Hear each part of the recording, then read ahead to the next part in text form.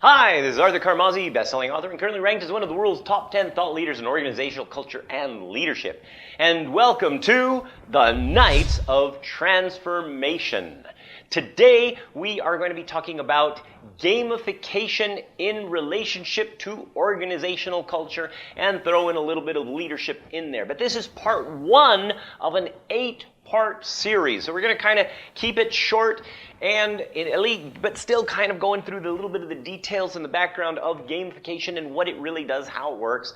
And this way, you'll be able to kind of go through the whole process of being able to understand how you can improve your organization through gamification, improve your performance, improve your leadership, improve your organizational culture. So let's go ahead and get started, right? First of all, you know, even at least on any level of subconsciously, that gamification is a form of measurement, okay? So just look at things that are fun to do to a certain degree when it comes to game. There's always some form of measurement. For example, if you're on Facebook, you're probably going and checking how many likes you got on a particular post, or how many shares, or the different comments, which is essentially the feedback.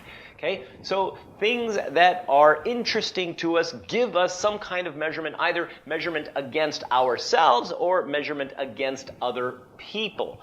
So measurement is the key to performance.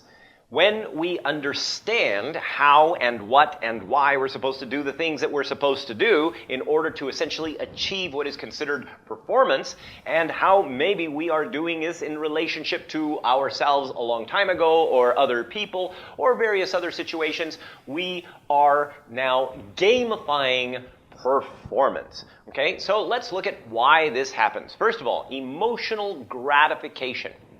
We are instantly given the emotional gratification of achievement and diversity when we do any kind of gamification. Let me explain. First of all, diversity is essentially the key element of any kind of fun, right? Diversity comes from doing things that you don't usually do. So, a gamified process usually will have some kind of a theme that goes with it, which kind of adds this element of newness to your real life.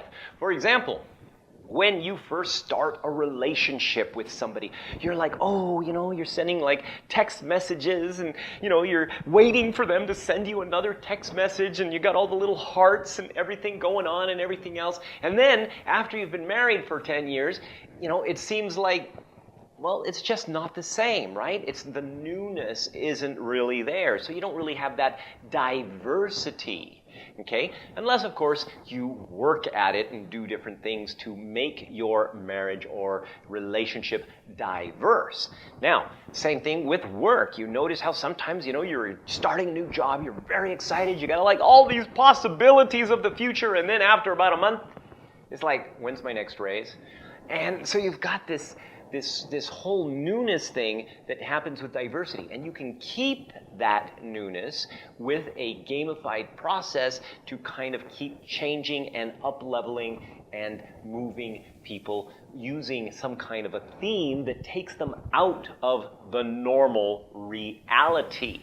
Okay, now the other thing that you get is the emotional drive for achievement. Now remember, achievement is not something big. It is not about big achievements, it is about achievement, meaning even a small achievement, like checking your Facebook is a sense of achievement. This is why oftentimes we have time management problems, because we're always focusing on getting our emotional drive for achievement with small things instead of looking for the big things that actually take longer to fulfill our emotional drives. So we get this emotional drive for achievement by even just looking at where we are or how we're improving. And remember, okay, when we're talking about measurement, it's not just about improving against others.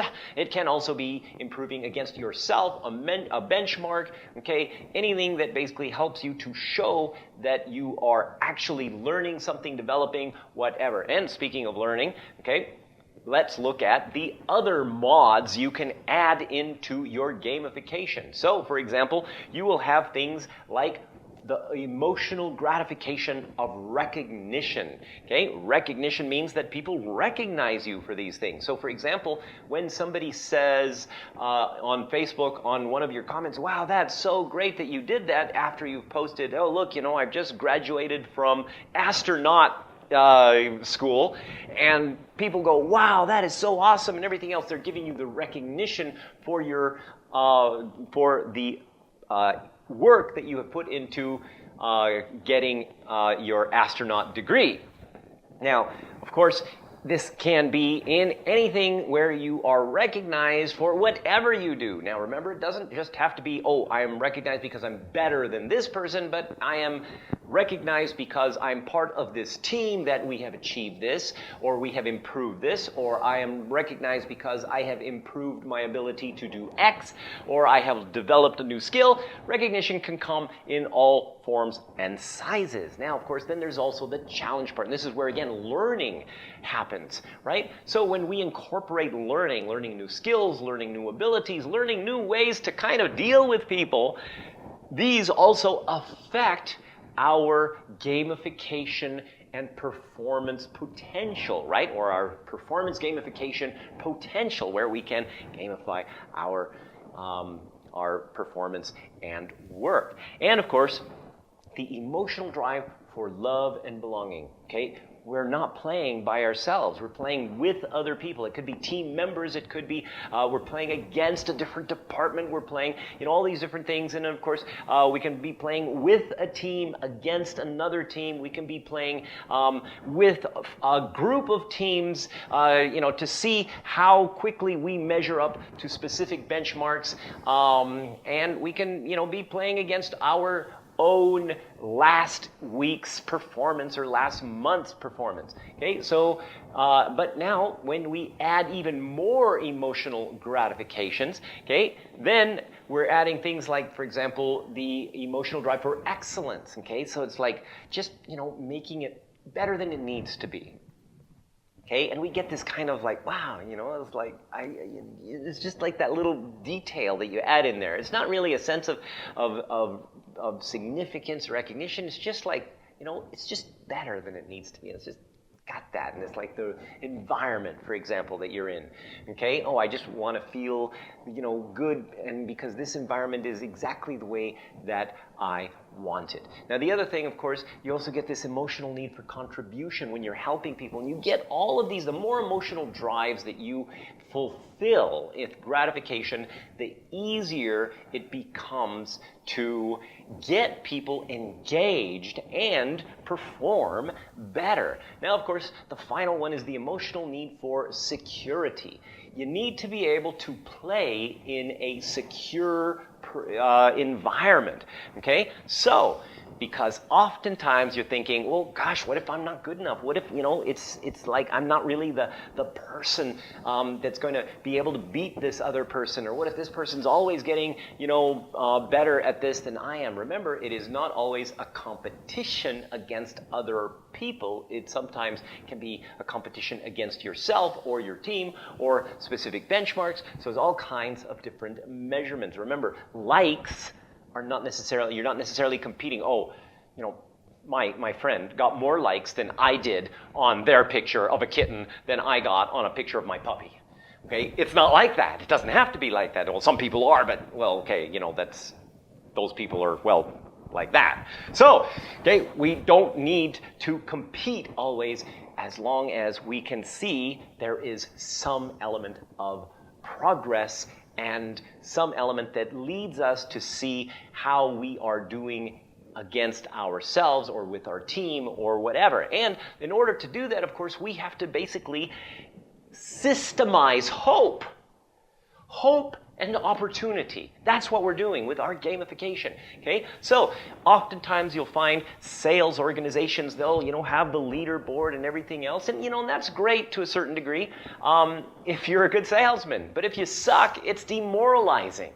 So you don't want to always do specific numbers, but you want to essentially gamify or systematize the hope or the opportunity to achieve something bigger and better. And, of course, the opportunity to get a fulfillment of those emotional drives in the process. Okay, so what is it that we do with essentially the things that we can measure? We can measure leadership, we can measure cooperation, innovation, we can measure teamwork, we can even measure how inspiring we are against others.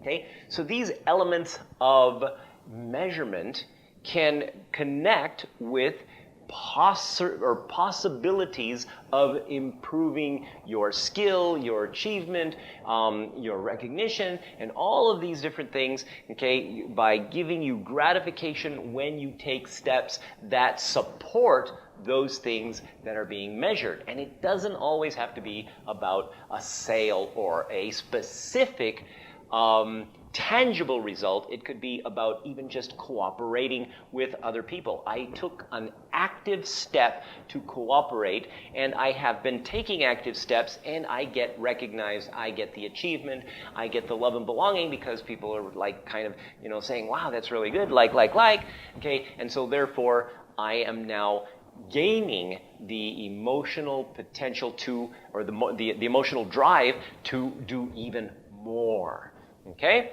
And of course, we want to index everything. We want to make sure that people actually are seeing what is going on, okay? So is it connected to the bigger objective? What is the bigger objective, okay? And then again, what are the benchmarks to achieve the objectives?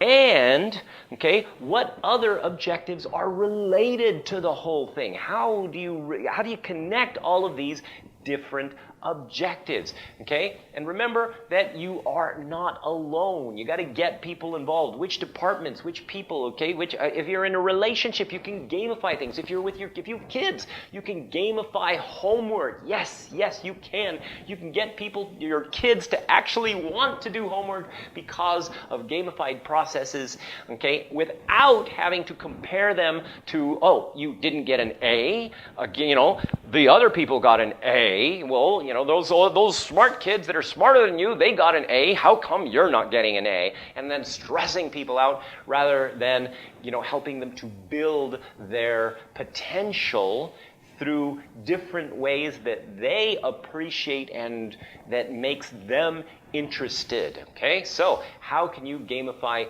your homework for your kids? How can you gamify homework for your team to improve performance? Okay, so that is basically all that we're talking about today. But in the next video, we're going to be taking it to the next level, and we're going to be looking at the objectives of gamification. So once we know that gamification is about measurement, it's about emotions, okay, now how do we set objectives for gamification? So that will be in the next video. Meanwhile, if you want to check out your corporate culture, okay, identify at what level of culture evolution you're at, please go to cultureevolution.com and take the free assessment to identify your organizational culture. This is Arthur Carmazzi wishing you great success.